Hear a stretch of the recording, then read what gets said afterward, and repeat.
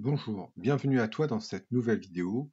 Aujourd'hui, nous allons parler des domaines de définition d'une fonction et nous allons illustrer cela par quelques exemples avec des études de fonctions. Tout d'abord, rappelons ce qu'est le domaine de définition d'une fonction. Ça correspond à l'ensemble pour lequel la fonction existe et est définie. Cet exemple correspond à un intervalle et il est souvent noté df quand on étudie l'intervalle de définition d'une fonction f. Mais s'il s'agit d'une fonction g, ce sera dg, et si c'est une fonction h, ça sera dh ou n'importe quelle fonction. Tout d'abord, la lecture graphique du domaine de définition. En effet, il est possible, quand on a la représentation graphique de la fonction, de pouvoir lire directement, ou en tout cas de pouvoir se donner une idée du domaine de définition. Pour cela, eh bien, on voit que cette fonction n'est pas définie au-delà des valeurs de x inférieures à moins 5 et pour les valeurs de x supérieures à 3. Donc, graphiquement, on peut dire que le domaine de définition de cette fonction est égal à moins 5, 3. Je choisis volontairement de fermer les crochets car on voit bien qu'il y a un point noir, ce qui indique que en moins 5 et en 3, la fonction est bien définie.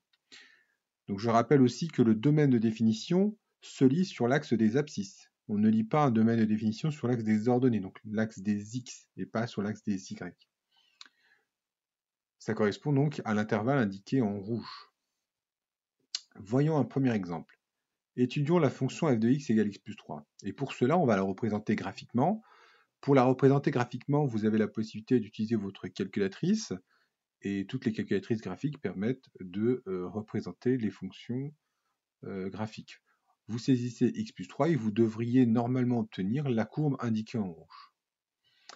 Donc on constate que l'ensemble de définition de cette fonction est l'ensemble des x tel que la fonction f est définie. On voit qu'il n'y a pas de valeur pour laquelle il y a de difficulté, donc la fonction en fait est définie sur l'ensemble des réels. On dit que d de f est égal à r qui correspond à l'ensemble des réels. On peut le noter aussi sous forme d'intervalle, moins l'infini plus l'infini. Pensez bien à mettre les crochets vers l'extérieur quand c'est moins l'infini et plus l'infini. Second exemple, étudions la fonction 1 sur x.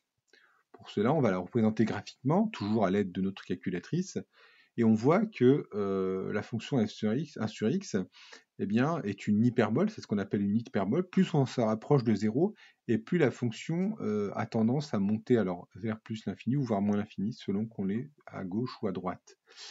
Et c'est effectivement le cas, donc on constate que la fonction r, que la fonction f n'est pas définie en 0, mais qu'elle est définie pour toutes les autres valeurs. Donc on dit que son domaine de définition, df, est r privé de 0. On a trois façons de le noter.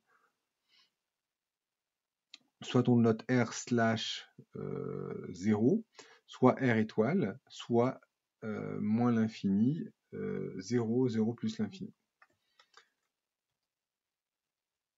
Soit la fonction maintenant f de x égale 1 sur x plus 3. Donc la fonction est définie si x plus 3 est différent de 0, donc si x est différent de moins 3. Finalement, le domaine de définition de cette fonction, c'est r privé de moins 3. On peut le noter, df égale moins l'infini moins 3, union, le u veut dire union, moins 3 plus l'infini. Si on regarde graphiquement la courbe, on voit que on a une hyperbole en moins 3. On le voit ici. Quatrième fonction, étude de la fonction racine de x plus 2. On sait que la fonction racine de x est définie uniquement pour x positif. Eh bien, la fonction racine de x plus 2 sera définie quand la fonction sous la racine sera supérieure ou égale à 0, ce qui revient à x supérieur ou égal à moins 2. Donc le domaine de définition de cette fonction, c'est moins 2 plus l'infini. On va le vérifier graphiquement en traçant le graphique et on voit bien que la courbe est bien définie entre moins 2 et plus l'infini. Voilà, merci pour cette vidéo et n'hésitez pas à liker si vous avez aimé. À bientôt, au revoir.